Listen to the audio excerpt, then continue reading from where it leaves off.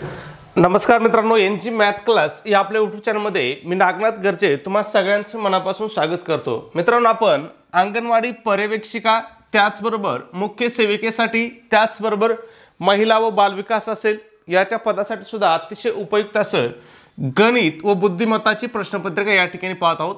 गणित व बुद्धिमत्ताचा आपला व्हिडिओ क्रमांक कितवा आहे तर तो 4था आहे। ठीक आहे, मग आता या ठिकाणी बघा, आपल्याला जे प्रश्न विचारलाय हा कशावरती विचारलाय तर तर्क आणि अनुमान हे जे प्रकरण आहे याच्यावरतीचा प्रश्न आहे आणि टीसीएस तुम्हाला असे सरासरी 25 प्रश्नामध्ये 2 प्रश्न विचारतं। ठीक आहे, त्याच्यामुळे काय खूप महत्त्वाचं आहे।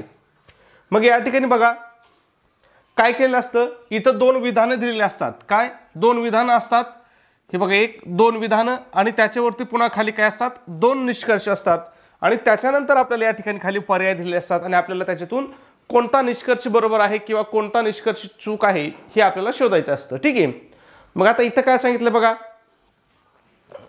विधान काय दिलेत बघा, सर्व पेन शाही आहेत। पहिलं विधान काय दिलं बघा, सर्व पेन शाही आहेत। आता एक याचं वर्तुळ कसं येईल बघा, सर्व पेन, मग या ठिकाणी पेन आणि सर्व पेन काय आहेत तर शाही आहेत, म्हटलं शाहीचं वर्तुळ काय होईल, पेनाच्या बाहेर येईल। ठीक आहे, या ठिकाणी पहा शाही। ठीक आहे, पुढचं काय सांगितलं, दुसरं विधान बघा, एकही शाही खोडरबर नाही। काय सांगितलंय, एकही शाही खोडरबर नाही, म्हटलं खोडरबरचं काय होईल, एक स्वतंत्र वर्तुळ होईल खोडरबर। ठीक आहे, लक्षात आलं, सिंपल आहे।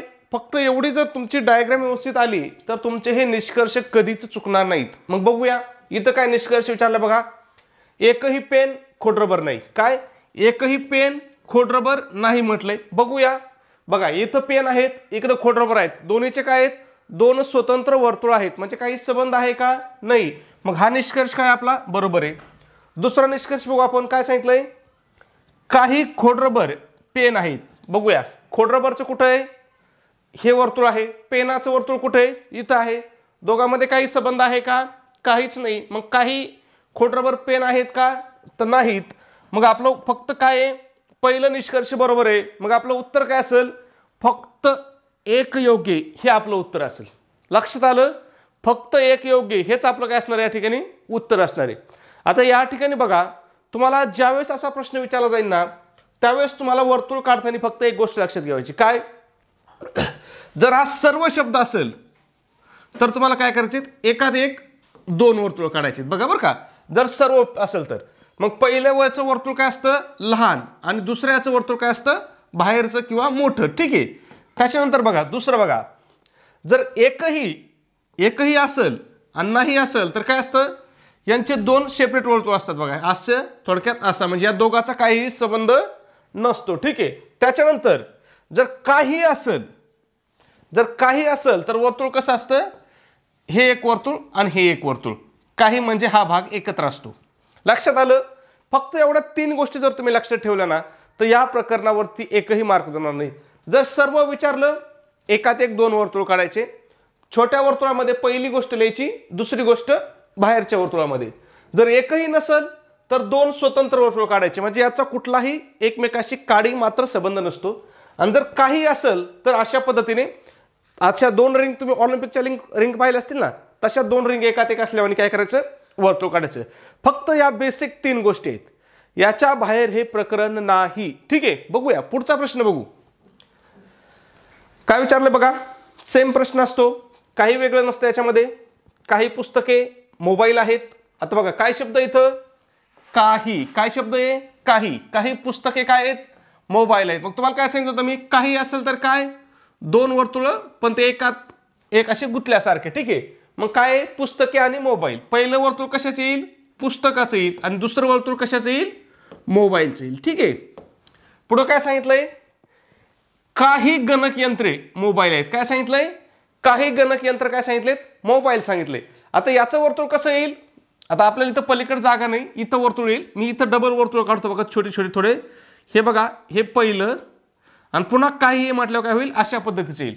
आता याला तुम्ही इथं जरी काढलं वर्तुळ तरी चालतं, पण हे तुम्हाला समजावं म्हणून मी काय केलंय, लाईनीत काढलंय। ठीक आहे, मग हे कशाचं वर्तुळ होतं, पहिलं पुस्तकाचं होतं, त्याच्यानंतर मोबाईलचं आणि शेवटचं कशाचं आहे, गणकयंत्राचं। ठीक आहे, 3 वर्तुळ झाले आपले। इथं पण काही होतं आणि इथं पण काही होतं, ठीक आहे. मग निष्कर्ष काय दिलेत? निष्कर्ष काय दिलेत बघा. पहिला निष्कर्ष काय दिलाय बघूया आपण. काय दिलाय? काही मोबाईल गणक यंत्र आहेत. काय? काही मोबाईल गणक यंत्र आहेत. बघा हे मोबाईलचं वर्तुळ आहे, हे गणक यंत्राचं वर्तुळ आहे. मग इथले जे मोबाईल आहेत हे काय आहेत? गणक यंत्र आहेत. आणि इथले जे गणक यंत्र आहेत ते काय आहेत? मोबाईल आहेत. मग पहिलं विधान काय आहे? बरोबर आहे. दुसरं विधान बघू. काही मोबाईल पुस्तके आहेत. बघा इथं पुस्तके, इथं मोबाईल. इथले जे मोबाईल आहेत हे काय आहेत? पुस्तकं आहेत. मग आपलं हे सुद्धा विधान काय मित्रांनो? बरोबर आहे. म्हणजे तुम्हाला सांगितलं ना मी. मग आपलं उत्तर काय येईल? 1 आणि 2 दोन्ही योग्य हे आपलं या ठिकाणी उत्तर येईल, ठीक आहे. पर्याय क्रमांक 2 हे आपलं काय असणार आहे? उत्तर असणार आहे. फक्त सगळा खेळ कुठे माहिती आहे का? ही तुम्ही डायग्राम कशी काढता याच्यावरती. तुमची जर एकदा आकृती व्यवस्थित आली तर तुमचा हा प्रश्न म्हणजे तुमचा हा निष्कर्ष कधीच परीक्षेमध्ये चुकणार नाही. आणि तुमची जर ही आकृती चुकली तर तुमचा निष्कर्ष कधीच बरोबर येणार नाही. आणि जर कोणी विदाऊट आकृतीचा हे निष्कर्ष काढायचा प्रयत्न करत असेल ना तर ते इम्पॉसिबल आहे, शक्य नाही. किंवा मग तुम्ही लई तुमच्याकडे काहीतरी सुपर पॉवर दैवी शक्ती असेल तर शक्य होऊ शकतं. किंवा मग आपला टोला लागू शकतो, पण उत्तर निघू शकत नाही कधी जर डायग्राम काढली नाही तर. म्हणून प्रत्येकाने काय करायचंय? डायग्राम काढायची. आणि 3च अटी आहेत. तुम्हाला मी काय सांगितलं? डायग्राम काढायला किती अटी आहेत? 3च अटी आहेत. फक्त तेवढ्या अटीचं पालन करा, सराव करा. सगळ्यात महत्त्वाचं काय असतो? सराव महत्त्वाचा असतो. मग आता सराव कशाचा करायचा तुम्हाला? तर सराव तुम्हाला करायचा TCSने विचारलेल्या प्रश्नपत्रिकेचा, TCSने घेतलेल्या पेपरचा. TCSने जेवढे पेपर घेतलेत तुम्हाला माहिती आहे जवळपास 2021 पासून TCS काय करतंय? महाराष्ट्रामध्ये पेपर घेते. आणि तुम्ही कुठलाही TCSचा पेपर काढा, म्हणजे कुठल्याही पदाचा, तो तलाठीचा असेल किंवा म्हाडाचे असतील किंवा इतर कुठल्या पदाचे असतील, भरपूर परीक्षा घेतल्या. कुठलाही पेपर काढा आणि तो पेपर काय करायचा? सोडवायचा, ठीक आहे. तुम्हाला दुसरं काही करायची गरज लागणार नाही. बघूया पुढचं तिसरं विधान काय आहे? तिसरा प्रश्न काय आपला? सॉरी, सर्व नद्या तलाव आहेत. आता काय शब्द आला इथं? सर्व. मग मी तुम्हाला सर्व म्हटलं काय सांगितलं होतं? एकात एक 2 वर्तुळ. एक पहिलं वर्तुळ छोटं आणि त्याच्यापेक्षा एक दुसरं वर्तुळ मोठं. मग पहिलं वर्तुळ कशाचं येईल? नद्या. आणि दुसरं वर्तुळ कशाचं येईल? तलाव, ठीक आहे. हे बघा पहिलं वर्तुळ नद्या, दुसरं वर्तुळ तलाव. त्याच्यानंतर पुन्हा तिसरं विधान काय सांगितलं? दुसरं विधान पुन्हा सर्व आहे. सर्व तलाव महासागर आहेत. सर्व तलाव महासागर आहेत म्हटल्यावर तलावाचं वर्तुळ काय असेल? आतलं असेल. आणि याच्यापेक्षा मोठं वर्तुळ कोणाचं असेल? महासागराचं असेल, ठीक आहे. विषय संपला. आकृती आली, उत्तर आलं. बघूया निष्कर्ष. बघा काय सांगितलेत? सर्व नद्या महासागर आहेत. बघा बरं, सर्व नद्या महासागर आहेत का? महासागराचं वर्तुळ काय आहे? बाहेरचं वर्तुळ आहे. नद्याचं वर्तुळ आतमध्ये आहे. पूर्णपणे महासागराच्या वर्तुळात नद्याचं वर्तुळ आहे का? आहे. मग निष्कर्ष काय आपला? बरोबर आहे. सर्व नद्या काय आहेत? महासागर आहेत. पहिला निष्कर्ष आपला काय आहे? बरोबर आहे. दुसरा निष्कर्ष बघू काय आहे? काही महासागर तलाव आहेत. काय आहे? काही महासागर तलाव आहेत. बघूया काही महासागर तलाव आहेत का? बघा हे बाहेरचं वर्तुळ महासागर आहे, परंतु एवढे जे महासागर आहेत हे तलावाच्या वर्तुळातली हे काय आहेत? तलाव आहेत. म्हणून आपलं दुसरं उत्तर सुद्धा काय येणार आहे? दुसरा निष्कर्ष सुद्धा काय येणार आहे? बरोबर येणार आहे. मग इथं आपलं उत्तर काय असेल? 1 आणि 2 दोन्ही योग्य हे आपलं काय असणार आहे? या ठिकाणी उत्तर असणार आहे. लक्षात येतं मित्रांनो, अतिशय सिंपल, हे अतिशय सोपं आहे, ठीक आहे. फक्त तुम्हाला आकृती व्यवस्थित काढायची, ठीक आहे. बघूया पुढचा प्रश्न. त्याच्या अगोदर एक छोटीशी पण एक महत्त्वपूर्ण सूचना मित्रांनो. आपण या ठिकाणी अंगणवाडी पर्यवेक्षिका त्याचबरोबर मुख्य सेविकेसाठी अतिशय इम्पॉर्टंट अशी टेस्ट सिरीज सुरू केलेली आहे. आपल्या टेस्ट सिरीजचं वैशिष्ट्य आहे की या ठिकाणी आपण TCS पॅटर्ननुसार संपूर्ण अभ्यासक्रमावर आधारित अशी आपली टेस्ट सिरीज असणार आहे. मग या टेस्ट सिरीजमध्ये तुम्हाला काय काय भेटेल बघा. तर तुम्हाला एकूण 10 टेस्ट पेपर भेटतील. त्याचबरोबर तुम्हाला TCSने घेतलेल्या अतिशय इम्पॉर्टंट अशा एकूण 100 प्रश्नपत्रिका त्या सुद्धा कशा भेटतील? उत्तरासहित, म्हणजे आन्सर की सहित तुम्हाला या सगळ्या प्रश्नपत्रिका TCSने घेतलेल्या प्रोव्हाइड केल्या जातील. त्याचबरोबर तुम्हाला याच्यावरती फ्रीमध्ये अतिशय IMP अशा नोट्स प्रोव्हाइड केल्या जातील. मग या नोट्स तुम्हाला कुठे भेटतील? कोणकोणत्या विषयाचे असतील? मराठी असेल, इंग्रजी असेल, त्याच्यामध्ये TCS पॅटर्ननुसार गणित बुद्धिमत्ता असेल, इतिहास असेल, भूगोल असेल, राज्यशास्त्र असेल, त्याचबरोबर ICDS सुद्धा या ठिकाणी असेल. मग या सगळ्याची किंमत किती आहे मित्रांनो? तर फक्त 200 रुपये किंमत आहे.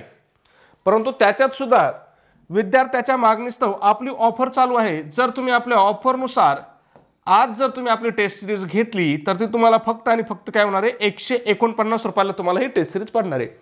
मग हे 149 रुपये तुम्हाला कुठं पे करायचे? तर तुमच्याकडे गुगल पे असेल, फोन पे असेल, त्या ठिकाणी आपला नंबर आहे बघा 96 89 14 16 30. पुन्हा एकदा सांगतो 96 89 14 16 30. याच्यावरती तुम्हाला काय करायचंय? 149 रुपये पे करायचे आणि तुम्ही जे पैसे पाठवले त्याचा काय करायचं आहे? स्क्रीनशॉट काढायचा आहे आणि हा काढलेला स्क्रीनशॉट काय करायचा आहे? मला व्हॉट्सॲपला शेअर करायचा आहे. व्हॉट्सॲपला आपला हाच नंबर आहे 96 89 14 16 30. तुमचा स्क्रीनशॉट मिळाल्याबरोबर तुम्हाला संपूर्ण मटेरियल या ठिकाणी काय केलं जाईल? 2 मिनिटाच्या आतमध्ये संपूर्ण मटेरियल प्रोव्हाइड केलं जाईल. ठीक आहे. पुढचा प्रश्न बघूया. 4 नंबर सरळ व्याजावरती प्रश्न आहे. सरळ व्याज असेल किंवा चक्रवाढ व्याज असेल याच्यावरती सुद्धा TCS प्रश्न परीक्षेमध्ये भरपूर विचारत आहे. आणि हे प्रश्न सुद्धा काय आहेत? TCSनेच विचारलेले आहेत. तुम्हाला माहिती आहे आपण कोणते प्रश्न घेतो? तर फक्त TCSने विचारलेलेच प्रश्न घेतो. का? तर येणाऱ्या परीक्षा कोण घेणार आहे? TCS घेणार आहे. ठीक आहे. मग या ठिकाणी बघा 10 20 दराने 3000 रुपयाचे 3 वर्षाचे सरळ व्याज किती? सोपं. फक्त तुमच्या सूत्र पाठ पाहिजे. सूत्र काय आहे?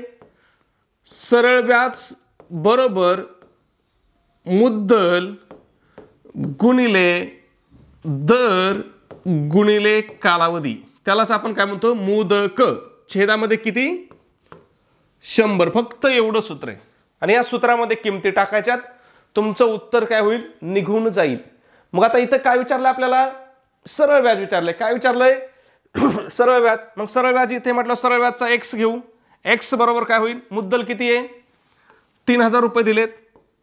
घ्या 3000 जशास तसे गुणिले दर किती आहे? 20 आहे. घ्या 20 गुणिले कालावधी किती आहे? 3 वर्षाचा आहे म्हटलं 3 घ्या. छेदामध्ये किती घ्यावं लागतील आपल्याला? 100. ठीक आहे. मग बघा 1 2 0 आणि हे 2 0 काय होतील? कट होतील. मग x बरोबर काय राहिलं बघा? 30 गुणिले 20 गुणिले 3. मग काय होईल बघा? 3 दुणे 6 6 त्रिक 18 आणि हा 1 0 आणि हा 1 0 म्हणजे हे 2 0 काय? जशाच्या तसे. किती आलं उत्तर? 1800. बघा बरं 1800 कुठं पर्याय आहे का? बघा या ठिकाणी पर्याय क्रमांक 4 आपल्याला काय दिलाय? 1800 सरळ व्याज दिलेलं आहे. लक्षात येतंय? या ठिकाणी तुम्हाला सरळ व्याज विचारू द्या, दर विचारू द्या, मुद्दल विचारू द्या किंवा कालावधी विचारू द्या, तुमचं सूत्र हेच राहणार आहे. याच्यामध्ये काहीही बदल होणार नाही. काही विचारू द्या, फक्त एवढं सूत्र डोक्यात ठेवायचं. बघायचं तुम्हाला. बघा आता आपलं सरळ व्याज किती आलतं बघा? 1800 आलतं. किती आलतं? 1800 आलतं. मग हाच प्रश्न कसं विचारू शकतात बघा? 10 किती दराने 3000 रुपयाचे 3 वर्षाचे सरळ व्याज 1800 रुपये होईल? 1800 रुपये होईल. हाच प्रश्न आहे. आता इथं काय काढायचं आपल्याला? दर काढायचा आहे. काय काढायचा आहे? दर काढायचा. सरळ व्याज आपल्याला दिलेलं आहे. मग आपलं सूत्र काय होतं? पुन्हा एकदा लिहितो. सरळ व्याज बरोबर मुदक छेदामध्ये किती? 100. ठीक आहे. थोडं फास्ट लिहिलंय, अक्षर समजून घ्या. मग सरळ व्याज किती दिलंय? 1800 दिलंय. घ्या 1800. 1800 बरोबर काय होईल? मुद्दल किती आहे? 3000 मुद्दल. घ्या 3000 गुणिले दर किती आहे? आपल्याला दर तर काढायचा आहे. मग दर काय घ्यायचा? x गुणिले कालावधी किती आहे? 3 वर्षाचा आहे. मग घ्या छेदामध्ये किती? 100. काय होईल बघा? हा हे 2 0 काय होतील? कट होतील. मग खाली काय राहील बघा?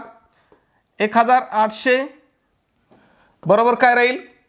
30 त्रिक किती? 90 आणि हे x जशाच तसे म्हणजे काय होईल? 90x. मग आता काय होईल? x बरोबर काय होईल? हे जे 90 आहे ते आपल्याला काय करावं लागतील? बरोबरच्या अलीकडे आणावं लागतील. जर बरोबरच्या अलीकडे आणले तर इथं काय येतं? यांच्या दोघांच्या मध्ये चिन्ह नाही म्हणजे कोणतं चिन्ह असतं? गुणिलेचं असतं. गुणिलेचं जर बरोबरच्या अलीकडे आणलं तर काय होतं? भागिले होतं. मग काय होईल? 1800 भागिले किती होईल? 90. पहा काय होईल? 0 0 कट होईल. 9 1 9 9 2 18 हा पुढचा 0 जशाच तसा. किती आलं उत्तर? 20. व्याजाचा दर किती आला आपला? 20 आला. किती होता व्याजाचा दर? बघा बरं इथं व्याजाचा दर किती होता? 20 होता. होता का 20? म्हणजे तुम्हाला सांगतो मित्रांनो, तुम्हाला काहीही विचारू द्या, फक्त एवढं सूत्र लक्षात ठेवायचे. तुम्हाला दर विचारू द्या, सरळ व्याज विचारू द्या, बघा दर विचारू द्या, मुद्दल विचारू द्या, कालावधी विचारू द्या किंवा सरळ व्याज विचारू द्या, चारही गोष्टी विचारू द्या, सूत्र हेच असणार आहे. किंवा पाचवी गोष्ट याच्यामध्ये जर ऍड केली, रास जरी विचारली तरी आपलं सूत्र काय असणार आहे? हेच सूत्र असणार आहे. त्याच्यामुळे खूप महत्वाचं सूत्र आहे, लक्षातच ठेवायचं. ठीक आहे. पुढचा प्रश्न बघा 5 नंबर. काय विचारलंय? दशादशे 12.5 दराने 4000 रुपयाचे 5 वर्षाचे सरळ व्याज किती? सेम प्रश्न आहे, सूत्र लिहायची गरज नाही. सरळ व्याज विचारलं म्हटलं काय होईल? एक्स बरोबर म्हणजे सरळ व्याज बरोबर काय? मुद्दल किती आहे? मुद्दल 4000 गुणिले दर किती आहे? दर 12.5 गुणिले कालावधी किती आहे? कालावधी 5 वर्ष. घ्या 5 वर्षे. छेदामध्ये काय? 100. मग काय होईल? हे 2 शून्य हे 2 शून्य कट होतील. काय राहिलं? 40 गुणिले 12.5 गुणिले 5.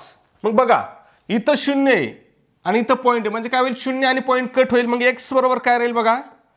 4 गुणिले 125 गुणिले किती राहील? 5 राहील. मग काय होईल? 4 गुणिले 125 केलं तर किती येतं? 500 गुणिले 5 बरोबर काय होईल? 5 5 25. पुढचे 2 शून्य जशाच तसे. बघा बरं 2500 कुठं पर्याय दिसतोय का? बघा या ठिकाणी पहिलाच ऑप्शन आहे 2500. लक्षात येतं मित्रांनो, खूप चिल्लर आहे, खूप सिंपल आहे. फक्त सूत्र तुमच्या काय पाहिजे? डोक्यामध्ये पाहिजे. ठीक आहे. बघूया पुढचा प्रश्न 6 नंबर. आता इथं बघा, इथं गणित चेंज आहे. काय विचारलंय? दशादशे 5 दराने 5000 रुपयाची 5 वर्षाची रास किती? आतापर्यंत काय विचारत होते आपल्याला? सरळ व्याज विचारत होते. आता काय विचारलंय? रास किती विचारलंय. मग रासचं सूत्र आहे. रास काढण्यासाठी तुम्हाला काय करायचंय? फक्त तुम्हाला एवढं माहित पाहिजे, रास बरोबर काय? तर मुद्दल अधिक सरळ व्याज. म्हणजे मुद्दल आणि सरळ व्याज या दोघांची जी बेरीज होती त्याला काय म्हणतात? रास म्हणतात. एवढंच डोक्यात ठेवायचं. मुद्दल आणि सरळ व्याज दोघांची बेरीजला काय म्हणतात? रास म्हणतात. मुद्दल आपल्याकडे आहे. मुद्दल किती आहे? 5000 आहे. रास आपल्याला माहिती आहे का? ते सरळ व्याज माहिती आहे का आपल्याला? नाही. मग सरळ व्याज काढू आधी. मग सरळ व्याज काढायला काय होईल? सरळ व्याज बरोबर काय होईल? मुद्दल किती आहे? मुद्दल 5000 गुणिले दर किती आहे? दर 5% गुणिले कालावधी किती आहे? 5 वर्षे. छेदामध्ये किती? 100. काय होईल? 2 शून्य कट होतील. एक्स बरोबर काय राहिलं? 50 गुणिले 5 गुणिले 5. मग काय होईल? 5 5 25. 25 गुणिले 5 किती? 5चा घन किती? 125. आणि हा 0 जसाच तसा. किती आलं? 1250. 1250 काय आपलं सरळ व्याज आहे. 1250. दोघांची काय करायची? बेरीज. किती होईल बेरीज? 6250. एवढं सोपं आहे मित्रांनो. फक्त तुमच्या कन्सेप्ट क्लिअर पाहिजेत आणि तुमचा सराव जास्त पाहिजे.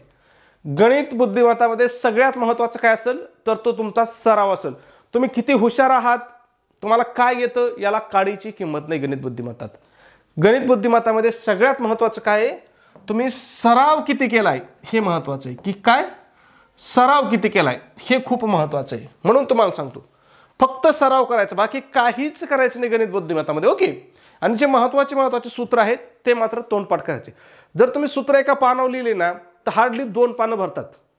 हार्डली 2 पानं तेवढं पाठ करायचं फक्त गणितात. एवढं जर पाठ असेल आणि तुमचा सराव असेल तर तुम्ही इथं पैकीच्या पैकी मार्क घेऊ शकता. आपल्याकडे भरपूर विद्यार्थी आहेत की ज्यांनी पैकीच्या पैकी मार्क घेतले. तलाठी भरतीला 50 पैकी आपल्या विद्यार्थी मोस्टली एखादा प्रश्न चुकलेला असायचा म्हणजे 48 मार्क असायचे, 46 मार्क असायचे, पण 45च्या आतमध्ये कुणीच नव्हतं. ठीक आहे. पुढचा प्रश्न बघूया 7 नंबर. आता हा तर एकदम सोपे प्रश्न येतं. परंतु काही वेळेस काय होतं, जर आपली कन्सेप्ट क्लिअर नसेल तर सोप्यामध्ये आपला मार्क जातो. बघूया. पिवळ्याला हिरवा म्हटले, हिरव्याला जांभळा म्हटले, जांभळ्याला निळा म्हटले, निळ्याला तपकिरी म्हटले, तपकिरीला पांढरा म्हटले, पांढऱ्याला काळा म्हटले, काळ्याला लाल म्हटले, तर मानवी रक्ताचा रंग कोणता? मग मानवी रक्ताचा रंग कोणता असतो? लाल असतो. कोणता असतो? लाल. मग इथं बघायचं आपल्याला लाल कशाला म्हटले, तर बघा काळ्याला लाल म्हटले. मग इथं आपलं उत्तर काय येईल? मानवी रक्ताचा रंग कसा असतो? काळा असतो. सिंपल, काहीच नाही. बघू पुढचा प्रश्न बघा, 8 नंबर. आता तो आणि हा प्रश्न वेगवेगळा आहे बरं का. जरी तुम्हाला सारखा वाटत असाल तरी थोडा पॅटर्न वेगळा आहे. जर आकाशाला पाणी म्हटलं, पाण्याला माती म्हटलं, मातीला हवा म्हटलं, हवेला अग्नी म्हटलं, तर मासे कुठे राहतात? काय विचारलंय? मासे कुठे राहतात. मग मासे कुठे राहतात तुम्हाला माहिती आहे. मासे कुठे राहतात? पाण्यामध्ये राहतात. बरोबर की नाही? मग पाणी कशाला म्हटलं हे बघायचं. म्हणजे पाण्याला काय म्हटलंय, पाणी कशाला म्हटलं हे नाही, पाण्याला काय म्हटलंय, ठीक आहे, ते बघायचं. मग पाण्याला काय म्हटलंय बघा बरं. पाण्याला काय म्हटलंय? माती म्हणलंय. इथं आपलं कन्फ्युजन कुठं होतं? इथं आकाशाला काय म्हटलंय? पाणी म्हटलंय. मग आपल्याला दोन जा ठिकाणी पाणी शब्द आलेला असतो. मग आपल्याला वाटतं अरे उत्तर आकाश लिहायचं की माती लिहायचं. तर इथं उत्तर काय येईल?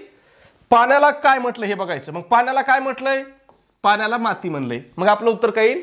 माती उत्तर येईल. कुठे माती ऑप्शन? बघा पर्याय क्रमांक 4 आहे माती. लक्षात आलं? खूप सोपं आहे. ठीक आहे.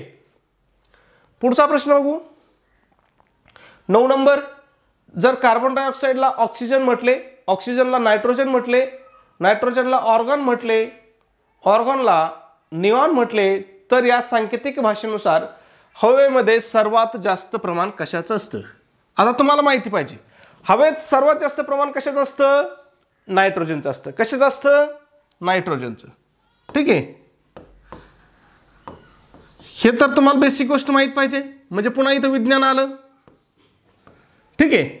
मग नायट्रोजनला काय म्हणलंय? काय आपल्याला काय बघायचंय? नायट्रोजनला काय म्हटले आहेत हे बघायचं आपल्याला. ठीक आहे. नायट्रोजनला काय म्हटले आहे एवढंच बघायचं आपल्याला. मग बघूया. कार्बन डायऑक्साईडला ऑक्सिजन म्हटलंय, ऑक्सिजनला नायट्रोजन म्हटलंय, नायट्रोजनला काय म्हणलंय? ऑर्गॉन म्हटलंय. काय म्हटलंय? ऑर्गॉन. मग आपलं उत्तर काय येईल? हवेमध्ये सर्वात जास्त प्रमाण कशाचं आहे? ऑर्गॉनचं आहे. लक्षात आलं? एवढं सोपं आहे. कन्फ्युजन करून घ्यायचं नाही. खूप महत्वाचं आहे. ठीक आहे. आणि प्रश्न परीक्षेमध्ये विचारलेले आहेत. हे प्रश्न TCSनेच विचारलेत मित्रांनो. हे लक्षात घ्या. तुम्हाला सरासरी 1-2 प्रश्न अशा प्रकारचे सुद्धा परीक्षेमध्ये विचारलेले आहेत. ठीक आहे. पुढचा प्रश्न बघा 10 नंबर.